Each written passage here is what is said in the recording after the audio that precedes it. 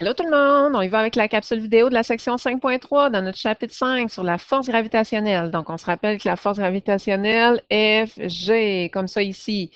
Fait que c'est sûr qu'on avait vu que pour aller chercher donc la force gravitationnelle, on avait deux choix. Fg est égal à m fois g, donc qui découle finalement donc un peu le même principe là, que la force résultante est égale à la masse fois l'accélération. Mais si on nous demande la force gravitationnelle, Fg, où on nous demande le poids, donc c'est vraiment donc poids avec un G. Le poids, donc c'est vraiment donc la même chose, donc à savoir. Numéro un, une équipe d'ingénieurs doit concevoir des plans pour un vaisseau spatial capable de se poser sur la planète Mars. Ben, coudonc.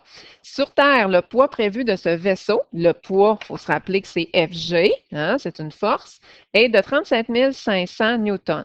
Quel serait son poids sur Mars ou l'accélération gravitationnelle?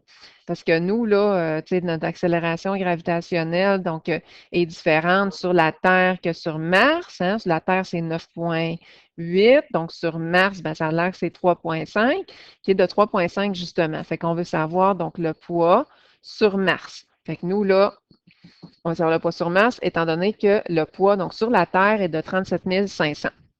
Ce sera le fun, donc, d'aller chercher F est égal à mg en faisant la masse de notre engin fois l'attraction gravitationnelle, le G de notre planète Mars. Mais on ne connaît pas la masse de notre bolide. Fait qu'on va commencer par isoler donc notre M dans F est égal à mg pour aller chercher ben, la masse de notre vaisseau spatial sur la Terre. Puis là, ben, à moins qu'il maigrisse, là, à moins qu'on enlève des constituants, la masse devrait être pareille donc sur Terre puis sur la planète Mars. Fait qu'on va aller faire la force gravitationnelle sur la Terre divisée par l'attraction gravitationnelle, le G sur la Terre, en passant accélération gravitationnelle ou G, c'est la même chose. On va avoir la masse de notre vaisseau spatial, puis on entre ça là, donc ça donne notre numéro 1. Notre numéro 2, la masse du Soleil, ms, est de 1,99 fois 10 exposant 30 kg, et la masse de la Terre, mt, on se prend des petits indices comme ça, c'est plus facile, est de 5,98 fois 10 exposant à 24 kg. Et la distance moyenne qui les sépare, le Soleil avec la Terre, est de 1,5 fois 10 exposant 11 mètres. On veut calculer la grandeur de la force gravitationnelle qu'exerce le Soleil sur la Terre afin de les maintenir en orbite. Puis là, vous allez dire, hein, ben là, qu'est-ce que je vais faire? Habituellement, pour trouver FG, je vais faire M fois G. Mais là, j'ai deux objets.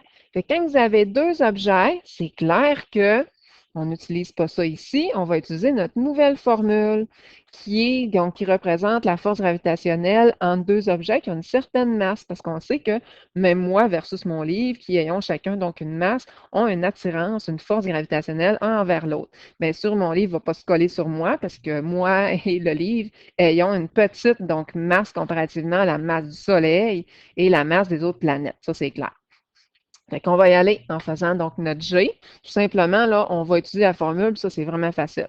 Notre G, donc, c'est la constante, donc, de la constante de la force gravitationnelle. Donc, c'est à savoir, puis c'est clair que je vais toujours vous la donner dans l'examen. C'est 6,67 fois 10 exposant moins 11, puis c'est des newtons fois des mètres au carré divisé par des kilogrammes au carré. Coudon, donc, c'est des unités spéciales, mais ça justifie, donc, les unités justifient lorsqu'on va aller annuler les unités fois la masse de mon objet 1. Là, vous allez dire, ben, c'est lequel mon objet 1? C'est vous qui décidez. Fois la masse de l'objet 2. C'est nous qui décidons lequel est la 1 lequel est la 2. Divisé par la distance entre les deux objets. Puis là, on fait attention. La distance, elle est au carré. Hein? Fait que là, mettez vos parenthèses. Quand on divise, on pitonne comme faux. Et ça donne le FG, donc entre les deux planètes, tout simplement. Il nous reste une petite page avec numéro 3 et 4.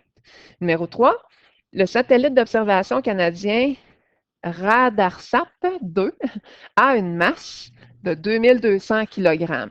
Il orbite autour de la Terre à une altitude, une distance, comme on pourrait dire, D, de 798 km.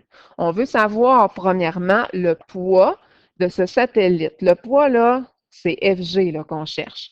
Facile, F est égal à M fois G. Je vais faire la masse de mon satellite. On est sur la Terre jusqu'à date, donc fois le G de 9,8 mètres par seconde au carré, ce qui va nous donner 21 560 newtons. Donc, lorsqu'on est au sol sur la Terre. On veut savoir la force gravitationnelle exercée par la Terre sur ce satellite lorsqu'il est en orbite. Fait que là, regardez bien.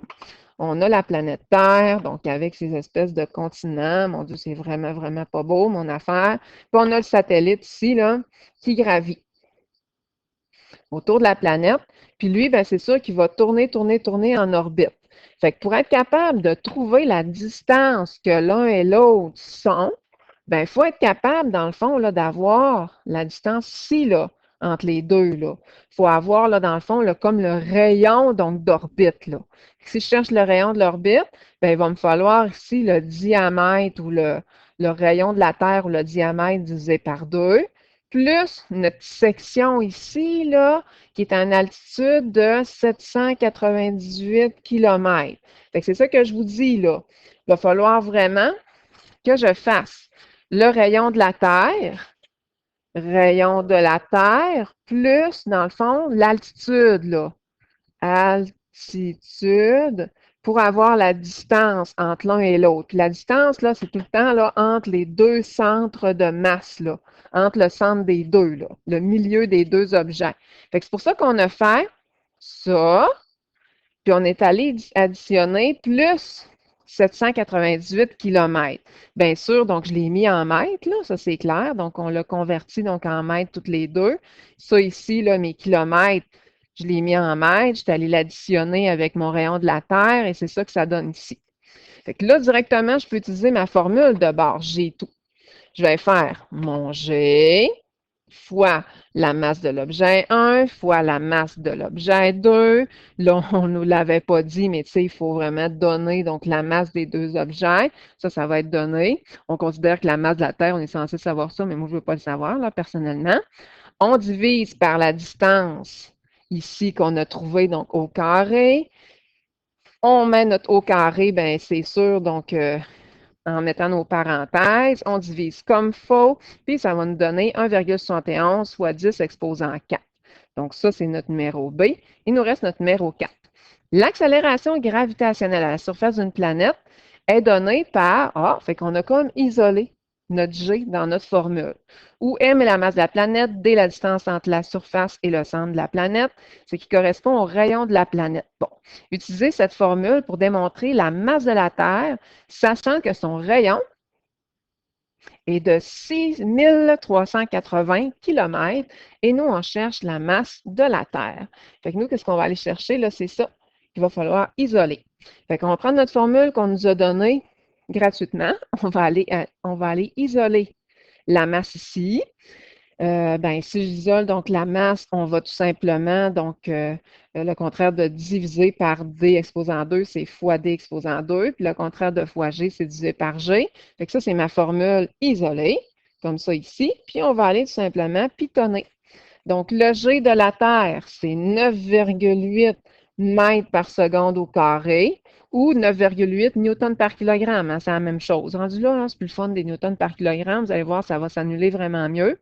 Fois le rayon, donc qu'on a mis en mètres. Arc, nous autres, on l'a donné donc en kilomètres. Fait qu'on va mettre ça en mètres, tout simplement. Puis, ben, on va diviser donc aussi donc, par notre distance, donc entre les deux. Pas notre distance, mais notre G, pardon. Donc, parce que notre distance, on la mêle à la 2. On n'oublie pas, là, on met notre parenthèse à la 2. Puis, on divise par notre G, notre constante là, que je vais toujours, toujours vous donner. Regardez pourquoi que le G, il y a des espèces d'unités complexes comme ça. Là.